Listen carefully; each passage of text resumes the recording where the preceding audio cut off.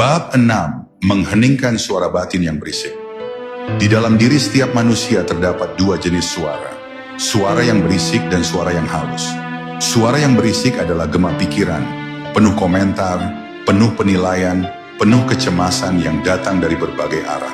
Namun suara yang halus, itulah bisikan nurani, isyarat lembut dari kedalaman ruh yang selalu memanggilmu untuk pulang. Dalam tasawuf, perjalanan menuju Hu hanya bisa ditempuh ketika suara yang berisik mulai mereda, sehingga suara halus dapat terdengar kembali. Seringkali kita merasa jauh dari ketenangan, bukan karena dunia luar, tetapi karena dunia dalam yang tidak pernah tidur. Pikiranmu berlari menciptakan cerita-cerita yang tak pernah diminta. Ia mengulang masa lalu yang tidak bisa diubah, dan menciptakan masa depan yang belum tentu terjadi. Para arif menyebut ini sebagai bayangan kabut, gelap, samar, dan tidak memiliki bentuk sebenarnya. Namun anehnya, kabut itu mampu menutupi cahaya Hu yang selalu hadir dalam batinmu. Disinilah pentingnya latihan hening, bukan untuk mematikan pikiran, tetapi untuk menempatkannya kembali pada tempatnya. Ketika engkau duduk dalam keheningan, engkau mungkin merasakan pikiranmu berontak. Ia tidak suka diam. Ia ingin terus bergerak, seperti laut yang tidak mau tenang. Namun justru disitulah letak rahasianya.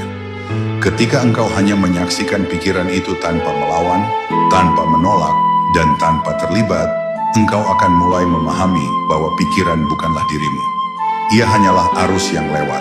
Engkau bukan arusnya. Engkau adalah ruang tempat arus itu bergerak. Dan ruang itu adalah tempat Hu bersemayam. Pada satu titik, ketika kesadaranmu mulai mendalam, suara-suara berisik itu perlahan kehilangan kekuatan. Tidak karena dipaksa diam, tetapi karena engkau tidak lagi memberinya energi. Di saat itulah suara halus mulai terdengar, lembut, jernih, dan menuntun. Ia tidak berteriak, tidak memaksa, tidak memerintah. Ia seperti angin pagi yang menyapa lembut, mengingatkanmu bahwa ketenangan bukan sesuatu yang harus dicari jauh-jauh, tetapi sudah ada di dalam dirimu sejak awal. Suara inilah yang membuat para sufi rela meninggalkan hiruk-pikuk dunia demi satu detik keheningan sejati. Dalam keheningan itu pula, Hu mulai memancarkan getarannya. Bukan melalui kata-kata, bukan melalui penglihatan, tetapi melalui rasa.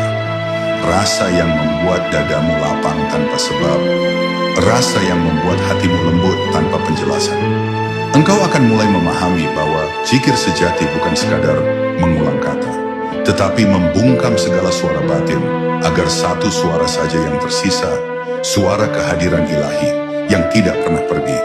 Dan ketika engkau merasakan semuanya, walau hanya sekelebat, engkau akan sadar bahwa perjalanan ini bukan semata tentang menemukan Tuhan.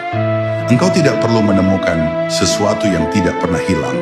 Perjalanan ini adalah tentang menemukan dirimu kembali, dirimu yang terdalam, dirimu yang jernih, dirimu yang sudah sejak awal tersambung pada Hu. Dari sinilah perjalanan ma'rifatmu memasuki bab yang lebih dalam,